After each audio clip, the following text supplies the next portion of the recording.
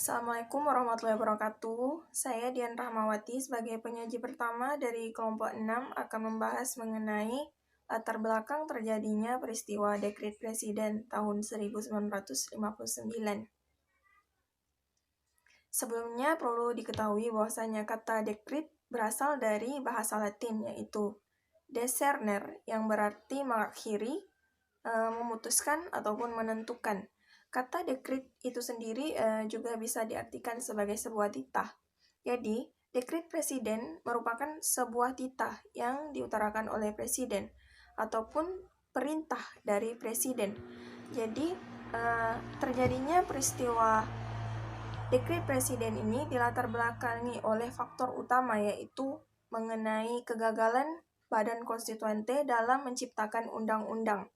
Kegagalan tersebut adalah kegagalan dalam menciptakan undang-undang pengganti Undang-Undang Sementara 1950, yang mana Badan Konstituante ini adalah sebuah lembaga negara yang dibentuk lewat pemilihan umum. Nah, pada tanggal 10 November 1956, Badan Konstituante tersebut mengadakan rapat konstitusi untuk perencanaan pembuatan undang-undang pengganti Undang-Undang Sementara 1950. Namun hingga tahun 1958, undang-undang baru tersebut tak kunjung diciptakan. Karena itu mulai muncullah banyak desakan dari para rakyat untuk kembali kepada Undang-Undang Dasar 1945. Dan pada masa itu Indonesia mengalami kekalutan konstitusional, dan untuk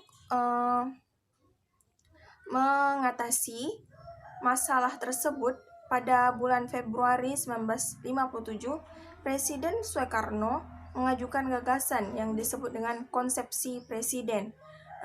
Untuk materi mengenai konsepsi presiden akan dilanjutkan dan dibahas oleh teman saya.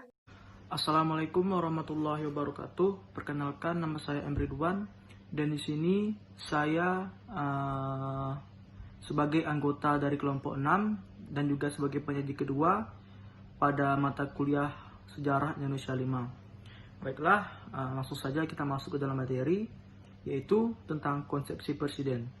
Konsepsi presiden ini diajukan oleh Presiden Soekarno pada bulan Februari tahun 1957. Yang mana pada konsepsi ini Presiden Soekarno ini menginginkan terbentuknya kabinet kaki 4 yang terdiri atas 4 partai terbesar, yaitu Partai Nasional Indonesia, Masyumi, Nahdlatul Ulama, dan PKI, serta Dewan Nasional yang terdiri atas golongan fungsional dan berfungsi sebagai penasihat dan pemerintahan, dan ketua dari Dewan Nasional ini adalah presiden itu sendiri. Konsepsi ini pada awal diajukan ini mendapatkan berbagai polemik atau perdebatan, yaitu berbagai argumen pro maupun kontra. Yang menolak konsepsi ini menyatakan perubahan yang mendasar dalam sistem kenegaraan hanya bisa dilaksanakan oleh konstituante. Sebaliknya, yang menerima konsepsi ini beranggapan bahwa krisis politik hanya bisa diatasi jika konsepsi itu dilaksanakan. Baiklah, adapun mengenai isi dari konsepsi presiden ini adalah, yang pertama adalah sistem demokrasi liberal akan diganti dengan demokrasi terpimpin. Yang kedua, akan dibentuk kabinet gotong royong yang menteri-menterinya terdiri atas orang-orang dari 4 partai tersebut yang telah saya jelaskan tadi, itu kabinet KG4. Kemudian yang ketiga, pembentukan Dewan Nasional yang terdiri atas golongan-golongan fungsional dalam masyarakat. Dewan ini bertugas memberi nasihat kepada kabinet baik diminta maupun tidak. Dalam pidatonya, Presiden Soekarno mengkritik cara kerja konstituante yang kurang mengalami kemajuan selama 2 tahun 5 bulan dan 12 hari. Kemudian meminta supaya usul pemerintah ini disetujui dengan segera.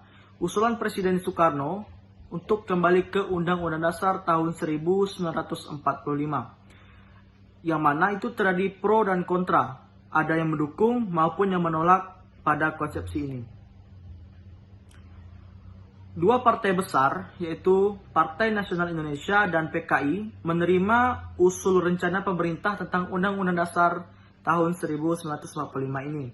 Sedangkan Masyumi menolak. Di kalangan yang menolak menjelaskan kekhawatirannya tentang akibat-akibat pelaksanaan demokrasi terpimpin dengan pelaksanaan Undang-Undang Dasar tahun 1945. Namun, dalam sidang konstituante telah beberapa kali dilakukan pemungutan suara tidak berhasil memecahkan usul pemerintahan tersebut. Akhirnya pada 5 Juli tahun 1999 di Istana Merdeka, Presiden Soekarno membubarkan konstituante dan mengumumkan dekret presiden tentang berlakunya kembali Undang-Undang Dasar yang dipergunakan pada tahun 1945 saat bangsa Indonesia mendirikan Negara Kesatuan Republik Indonesia ini untuk pertama kalinya.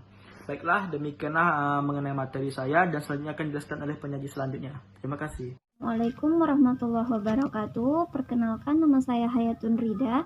Saya penyaji ketiga dari kelompok 6 dengan materi Dekret Presiden 5 Juli 1959 dalam mata kuliah Sejarah Indonesia 5. Baik, di sini saya akan menjelaskan tentang pengaruh Dekret Presiden 5 Juli 1959. Dengan adanya Dekret Presiden ini, itu mendapat dukungan dari berbagai lapisan masyarakat, sehingga Kepala Staf Angkatan Darat memerintahkan kepada segenap anggota TNI untuk melaksanakan dan mengamankan dekret ini. Dan Mahkamah Agung membenarkan dekret tersebut sehingga DPR dalam sidangnya pada 5 Juli 1959 secara aklamasi menyatakan kesediaannya dan terus bekerja dengan berpedoman kepada Undang-Undang Dasar 1945. Yang pertama yaitu pembentukan lembaga negara setelah Dekret Presiden 5 Juli 1959. Yang pertama yaitu pembentukan MPRS atau Majelis Permusyawaratan Rakyat Sementara, itu melalui penetapan Presiden nomor 2 tahun 1959 dengan keanggotaan MPRS terdiri dari DPR sebanyak 261 orang, utusan daerah sebanyak 94 orang, dan wakil golongan sebanyak 200 orang. Yang kedua yaitu pembentukan DPAS atau Dewan Pertimbangan Agung Sementara. Ini dibentuk berdasarkan Penpres nomor 3 tahun 1959 dengan DPAS diangkat dan diberhentikan oleh Presiden dengan jumlah sebanyak 45 orang. Selanjutnya pembentukan DPR-GR yaitu Dewan Perwakilan Rakyat Gotong Royong melalui Penpres nomor 4 tahun 1960. Itu parlemen ini dibentuk menggantikan DPR hasil pemilu tahun 1955 yang dibubarkan sejak 5 Maret 1960. Selanjutnya pembentukan Kabinet Kerja, di mana ketika kembalinya kepada Undang-Undang Dasar 1945, maka Kabinet Juanda atau Kabinet Karya dibubarkan terhitung mulai 10 Juli 1959. Dan digantikan oleh kabinet yang Perdana Menterinya Presiden sendiri. Sementara itu, Insinyur Juanda ditunjuk sebagai Menteri pertama kabinet baru yang dinamakan dengan Kabinet Kerja. Selanjutnya yaitu pembentukan Front Nasional. Melalui Penpres nomor 13 tahun 1959, pembentukan Front Nasional ini itu pada tanggal 31 Desember 1959. Lembaga ini merupakan organisasi massa yang berusaha memperjuangkan cita-cita proklamasi dan cita-cita bangsa yang terkandung dalam Undang-Undang 1945. Baik, sekian yang dapat saya sampaikan dan saya alihkan kepada penyaji keempat. Terima kasih. Assalamualaikum warahmatullahi wabarakatuh. Perkenalkan, nama saya Rini Apriani, saya dari kelompok 6. Baiklah, di sini saya akan menjelaskan tentang pengaruh Dekret Presiden 1959. Jadi sejak dikeluarkannya Dekret Presiden 1959 ini memiliki pengaruh yang sangat besar dalam kehidupan bernegara, baik di bidang politik, ekonomi, maupun sosial budaya. Dalam bidang politik, semua lembaga negara harus berisikan nasakom, yakni nasionalis, agama, dan komunis. Dalam bidang ekonomi, pemerintah menerapkan ekonomi terpimpin, yakni kegiatan ekonomi terutama di bidang ekspor dan impor hanya dikuasai oleh orang-orang yang mempunyai hubungan dekat dengan pemerintah. Dalam bidang sosial budaya, pemerintah melarang budaya-budaya barat dan dianggap sebagai bentuk penjajahan baru, sebab dalam hal ini pemerintah lebih condong ke blok timur. Baiklah, selanjutnya saya akan menjelaskan tentang manifesto politik atau Undang-Undang Dasar 1945. Sosialisme Indonesia, demokrasi terpimpin, ekonomi terpimpin, dan kepribadian Indonesia, yang oleh Soekarno dijadikan sebagai haluan negara Republik Indonesia, sehingga harus dijunjung tinggi, dipupuk, dan dijalankan oleh semua bangsa Indonesia. Singkatnya, manifesto politik memuat dua hal yang sangat dibutuhkan untuk melancarkan jalannya revolusi Indonesia. Manifesto politik adalah dokumen revolusi Indonesia yang monumental dan yang bersejarah. Baiklah, selanjutnya saya akan menjelaskan tentang demokrasi terpimpin. Jadi demokrasi terpimpin ini adalah sebuah sistem demokrasi yang seluruh keputusan serta pemikiran berpusat pada pemimpin negara. Kala itu Presiden Soekarno,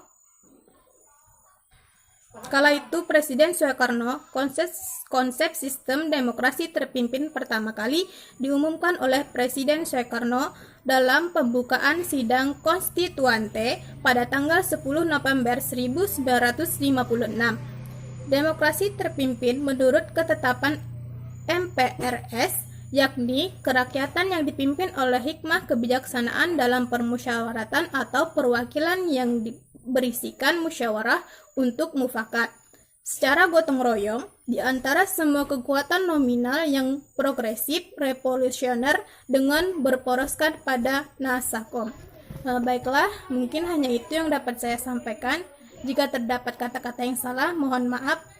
Wabillahi taufiq wal hidayah. Wassalamualaikum warahmatullahi wabarakatuh.